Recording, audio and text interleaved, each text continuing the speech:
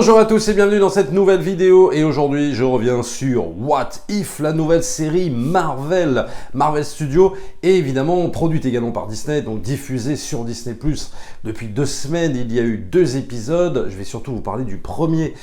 dans cette vidéo. Alors, je suis encore agréablement surpris par ce que propose Marvel dans cette phase 4 niveau série, parce qu'effectivement, niveau film, pour moi, c'est pas encore ça. Alors, il est encore trop tôt pour se prononcer, bien évidemment, puisqu'il y a d'autres films Marvel qui vont arriver. Mais là, pour l'instant, ce que j'ai vu, si tu veux, sur Black Widow, je suis moyennement convaincu, voilà, même pas du tout convaincu, voilà, pour dire les choses. Par contre, c'est vrai qu'en série, c'est quand même un petit peu différent. Alors, il y a eu WandaVision que j'adore, Falcon et Winter Soldier que je n'ai pas vu, et il y a eu également Loki, voilà, qui est vraiment très très bon, même si je préfère quand même WandaVision, mais voilà, ça reste quand même dans le haut du panier de ce que propose Marvel depuis quelques temps quand même. Et là arrive donc ce nouveau concept, What If, alors qui n'est pas forcément nouveau parce qu'il me semble déjà avoir vu ça quelque part, c'est-à-dire soit en comics, j'ai dû le voir passer en comics, ou alors même en comics mais sur des BD Star Wars, c'est-à-dire qu'en gros il y avait ce concept, il me semble, si je me souviens bien, en fait un espèce de concept, on prenait des scènes connues par exemple de l'épisode 4 et puis on prenait une séquence en question, et puis par rapport, on prenait un personnage et on modifiait sa trajectoire, et donc le fait de modifier sa trajectoire entraînait toute une sorte de nouvelle péripétie, et qui finalement changeait toute l'histoire. Voilà, j'avais vu ça. Et là, c'est l'occasion pour Marvel de reprendre un petit peu ce concept, avec évidemment des personnages qu'on a aimés dans cette fameuse phase 3, même voire phase 2, et donc il est question de ce concept, et si on prenait voilà, un personnage qui faisait une telle action et qui va entraîner plusieurs péripéties et donc forcément qui vont changer la trajectoire et la destinée. C'est exactement ce concept-là, ce qu'on va voir évidemment dans ce premier épisode que j'ai plutôt bien apprécié, tout simplement parce que vous le savez, je déteste pas tout chez le MCU, voilà. C'est-à-dire que sur 23 films, bon allez, j'en ai peut-être 5, bon c'est pas beaucoup je sais, mais Captain America First Avenger, réalisé donc à l'époque par Joe Johnston, c'est un film que j'aime beaucoup et que je revois souvent, même avec grand plaisir. Et là, justement, on va en profiter pour un petit peu lui tordre le cou, pour un petit peu dire voilà comment on peut faire pour amener d'autres péripéties au sein de ce fameux Captain America. Et donc on va se servir pour ça du fameux agent Carter, qui va prendre véritablement pour le coup possession des lieux et qui va carrément, elle, se transformer en Captain Carter, c'est-à-dire en Captain America féminin, à la place évidemment de Steve Rogers, par une espèce d'introduction scénaristique assez habile. On reprend les éléments du premier, hop, on les change, et donc c'est elle qui devient à la place de Steve Rogers, qui a le sérum du super soldat, et donc c'est elle qui devient donc la fameuse Captain America version femme. Alors déjà, va falloir parler un petit peu de la forme, parce que l'animation pour moi est juste fabuleuse. Voilà, je vous le dis tout de suite, j'ai adoré. Peut-être qu'il y en a qui seront rebutés par ce genre d'animation, alors moi c'est carrément ma came. C'est-à-dire que là, on a vraiment l'impression de voir vraiment un comic book animé, quoi. C'est magnifique, les dessins sont magnifiques, l'animation est absolument géniale, et en plus, ça permet justement des scènes absolument dantesques quand il s'agit, par exemple, de mettre des scènes d'action. On peut aller avec ce support de comics animés, on peut aller beaucoup plus loin, évidemment, dans les scènes d'action, parce qu'il y a des scènes d'action complètement folles. Quand tu as Captain Carter qui se bat dans les airs, etc., qui donne des coups de bouclier, machin, qui se balade d'avion en avion, etc., c'est complètement dingue, faut bien le dire. Donc, c'est vrai que ça permet aussi tout ça. Donc, je peux comprendre qu'ils aient pas osé faire ce genre de série en film, en tout cas pour l'instant, même si il se murmure que ce fameux What If pourrait avoir une répercussion dans les films de la phase 4, en tout cas c'est ce que j'ai entendu. Alors il est encore un peu trop tôt pour s'exprimer par rapport à ça, mais voilà, c'est ce que j'ai entendu. Ça pourrait être intéressant à partir du moment où ça ne reste pas juste une simple revisite et un simple hommage. Pour l'instant, au terme de ces 2 épisodes, j'ai un peu cette impression-là, c'est-à-dire que ça leur sert à Marvel, voilà, de rendre hommage à leurs personnages de la phase 3 et tout ça, et c'est super, c'est une grande célébration. Est-ce que ça va avoir une véritable répercussion, en fait, par rapport aux futurs films ? Moi, personnellement, je suis incapable de vous le dire. En tout cas, je suis pas assez fan du matériel de base pour le savoir.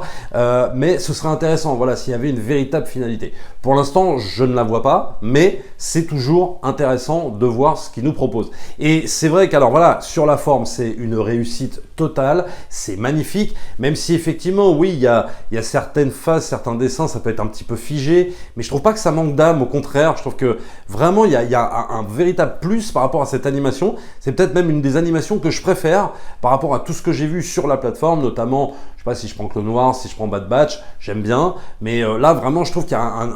bon, l'animation est différente, mais je trouve qu'il y a vraiment un niveau, quoi, il y a vraiment quelque chose,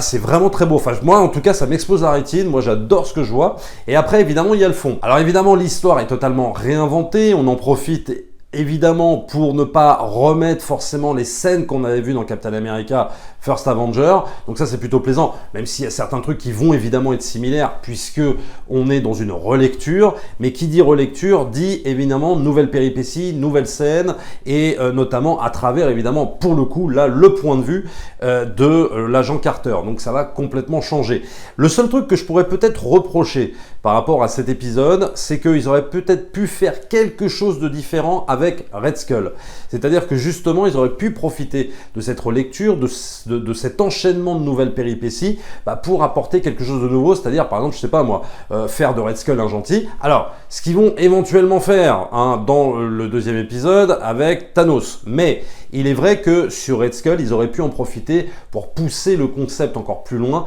et faire autre chose en fait du personnage, alors que finalement là, on se retrouve plus ou moins avec la même finalité que dans le premier film, c'est-à-dire voilà Red Skull avec le Tesseract, etc. Donc c'est vrai que ça aurait été sympa de faire autre chose, mais bon, ça va, on va pas non plus bouder notre plaisir, ça reste quand même très sympa. Alors évidemment, cet épisode de What If permet effectivement d'accentuer la thématique du féminisme. Et là, j'avoue que, eh bien, j'apprécie, tout simplement parce que, bon, on avait déjà, de toute façon, de facto, cette thématique dans le premier film, mais là, c'est vrai qu'on va en profiter, évidemment, pour la pousser. Mais je trouve qu'elle correspond bien, parce que il faut recontextualiser dans l'époque, on est quand même dans les années 40, le sexisme, ça se posait là, on nous le remet, évidemment, dans cet épisode où, effectivement, on nous dit, voilà, malgré le fait qu'elle ait eu le sérum de super soldat, etc., elle est encore considérée comme une femme et donc elle n'a pas le droit, elle n'est pas considérée comme une héroïne à sa juste valeur, et on peut pas croire qu'une femme va aller battre les nazis sur le champ de bataille. Et donc évidemment on profite de cet épisode pour surfer évidemment sur la thématique du féminisme, mais ce qui est hyper plaisant, c'est qu'on n'en abandonne pas le côté être humain, c'est-à-dire qu'on conserve quand même la relation agent Carter-Steve Rogers, c'est-à-dire qu'en gros la relation amoureuse qui était finalement plus ou moins une partie du moteur du film, du premier film, et ça on le garde, et justement on évite, si tu veux, ce qu'on a vu dans les dernières productions, notamment les productions Disney, Mulan par exemple, quand on fait des super-héroïnes, et elles sont tellement super-héroïnes qu'elles arrivent à se détacher de n'importe quel sentiment amoureux, de n'importe quel truc, et donc ça en devient très vite fatigant. Alors c'est-à-dire qu'on fait des héroïnes, genre voilà, juste capables de se battre, mais sans sentiment, sans rien du tout, tout ça au nom de l'indépendance ou je sais pas quoi. Mais on en oublie que un héros masculin, un héros féminin, il n'en reste pas moins un être humain et qu'il a le droit de succomber, je sais pas moi, au charme d'une partenaire, au charme d'un partenaire. Enfin voilà, donc là-dessus, c'est ça qui est plaisant dans cet épisode, c'est qu'on garde justement cet élément central, on ne l'enlève pas, et ça n'empêche pas justement de conserver justement toute la thématique du féminisme, de mettre en avant ces valeurs-là, et je trouve que c'est absolument pas gênant, au contraire, ça apporte véritablement quelque chose, et je trouve que le personnage justement de l'agent Carter gagne encore, je trouve, en épaisseur, en intérêt, même si je trouve qu'il avait déjà de l'intérêt dans le premier film, mais là ça apporte vraiment quelque chose de frais, de nouveau, et sans perdre son âme, sans perdre tout le côté fusionnel qu'elle a avec Steve Rogers. Alors pareil pour Steve Rogers, je trouve qu'ils arrivent à en faire quelque chose de plutôt bien, malgré le fait que il est relégué au second plan. Ils arrivent à en faire un espèce d'allié à Capitaine Carter, et donc en gros qui va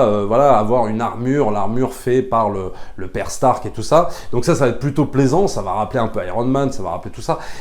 Ça c'est plutôt sympa, et ils arrivent, je trouve, quand même à bien l'exploiter Steve Rogers, alors qu'ils auraient pu le laisser un petit peu sur le côté, mais il lui arrive lui aussi, quelque part de son côté, des nouvelles péripéties, malgré le fait que justement maintenant ce soit le capitaine Carter qui soit au centre des débats, et ça c'est plutôt réussi, et pareil pour tous les autres antagonistes. Franchement, c'est quand même très réussi à ce niveau-là et je trouve qu'il y a tout l'aspect personnage secondaire qui est quand même très très bien géré. Alors par contre, concernant le deuxième épisode, bon là malheureusement je pourrais difficilement vous en parler parce que c'est un épisode que j'ai vu un petit peu comme ça, sans bien capter tout ce qui se passait, tout simplement parce que, alors là on part de Black Panther, on parle des Gardiens de la Galaxie, on mélange tout et puis on fait quelque chose d'incroyable. Alors moi je veux bien admettre que pour les fans de ces univers-là, de ce type de film du MCU, ça doit être extraordinaire, ça doit être complètement dingue, ça il n'y a aucun problème là-dessus. Moi le problème c'est que je vous avoue que j'ai été complètement largué, voilà. C'est-à-dire que, ayant vu Black Panther une fois, je m'en souviens même plus, les Gardiens de la Galaxie, n'en parlons pas, c'est exactement pareil, je me souviens absolument pas des intervenants, des personnages, des machins, même des noms limites, alors si Star-Lord, ouais, même le nom du Black Panther, mais je veux dire, à part ça, c'est comme si, voilà, j'avais vu aucun Star Wars, si je te mettais, voilà, devant The Clone Wars ou une autre série dérivée, et que t'as vu aucun Star Wars et que je te balance dans cet univers, là, c'est un peu la même chose, c'est-à-dire que je me retrouve complètement largué avec tous ces mélanges de persos, j'ai absolument rien capté, donc en fait si tu veux j'ai vu l'épisode un peu comme ça quoi, mais sans vraiment le regarder, en kiffant évidemment sur l'animation parce que l'animation est vraiment fabuleuse, mais voilà, c'est un épisode qui m'a moins marqué et du fait que c'est vraiment des films, certains films du MCU que je connais tellement pas, où j'ai vu, voilà, que j'ai vu une fois et je m'en souviens même plus, et j'ai pas les références, j'ai pas les trucs, j'ai pas les petites références pour capter la subtilité, donc voilà, donc je suis passé complètement à côté de l'épisode, donc je ne pourrais pas évidemment vous le commenter. Il y a juste voilà le petit message émouvant à la fin, évidemment dédié à Chadwick Boseman, donc voilà, qui a pu doubler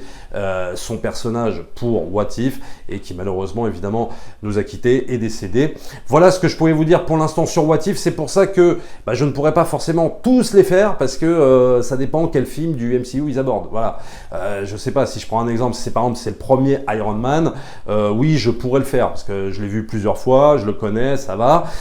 Mais s'il commence à mélanger Iron Man avec des trucs que j'ai suivis d'un œil vraiment complètement désintéressé, ça va être compliqué de faire la review, de faire la vidéo. Voilà, donc je sélectionnerai en fonction, mais en tout cas pour l'instant le premier épisode m'a vraiment emballé, j'adore, je trouve le concept très bien mené, pertinent, à voir où est-ce que ça va nous mener au final, voilà, à savoir si ça va avoir un véritable impact, un véritable intérêt, mais c'est vrai que tout part aussi de la fin de la série Loki, donc tout amène quelque chose, donc c'est intéressant, ils arrivent à faire quelque chose d'assez logique pour l'instant, on verra où ça nous mène dans le futur bien évidemment. Abonnez-vous à la chaîne, likez, partagez comme d'habitude et nous on se retrouve très très vite pour une prochaine vidéo. Ciao.